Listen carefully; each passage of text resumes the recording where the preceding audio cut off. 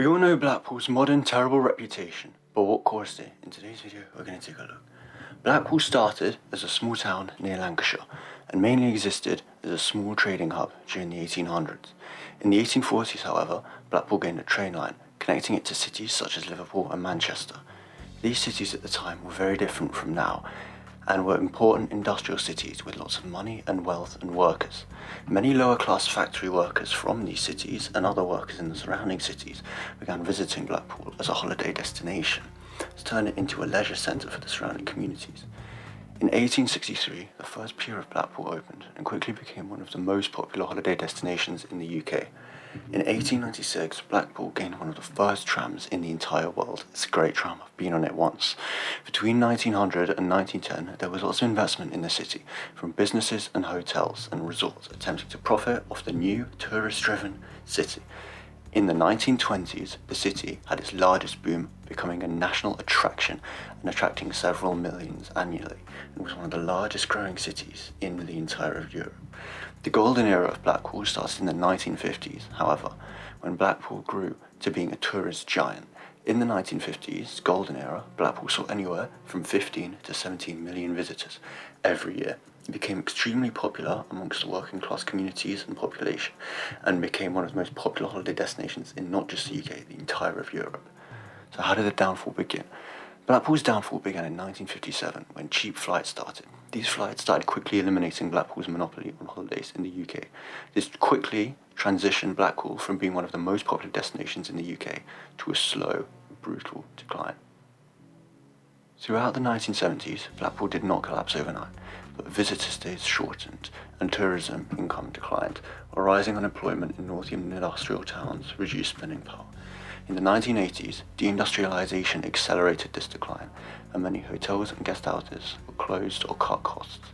During the late 1980s and 1990s, large numbers of former guest houses were converted into cheap private rentals and HMOs, locking down the city into low wages and low property values and ran by private landlords beyond the government.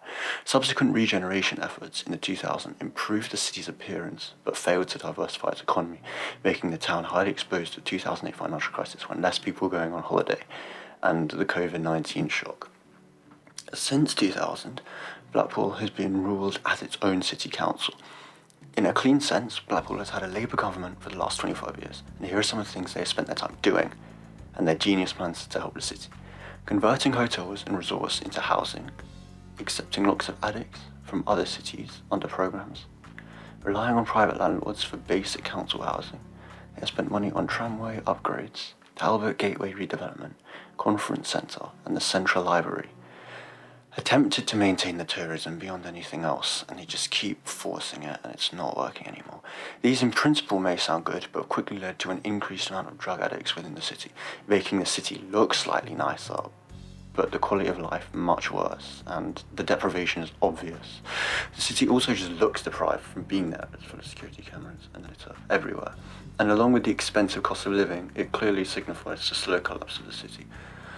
Crime and antisocial behaviour have also been persistent in the city, and under long-term Labour control, it's not gone better.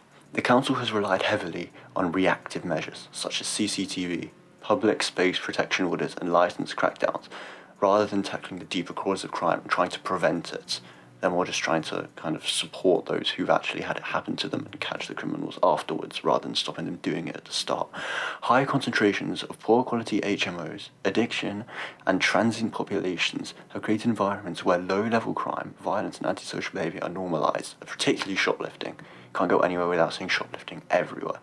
While Labour-led innovations have aimed to reduce violent disorder and the visible crime within the city, Blackpool continues to record some of the highest rates of drug dealing, drug taking, violent disorder, and repeating offences in England. Critics argue that the council has focused on managing crime rather than preventing it, such as myself, with enforcement often inconsistent and slow, and little evidence that long-term safety outcomes have been actually improved.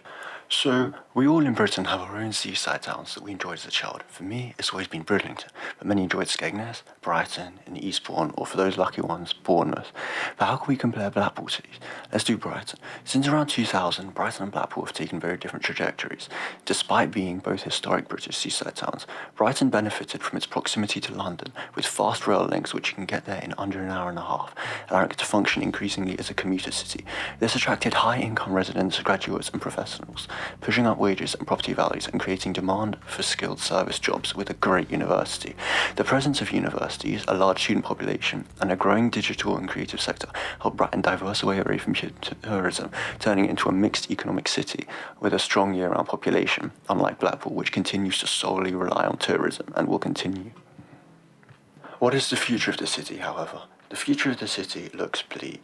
After its constant decline over the last 30 years, it's very unlikely they're going to have a boom in their tourist industry ever again. And the crime rates will continue to grow, and they will keep doing the same mistakes again and again and again. So unless something dramatically changes, it's likely to soon become like Jaywick and Clacton, just on a much larger scale, with the remnants of what used to be the beautiful city that was by the sea.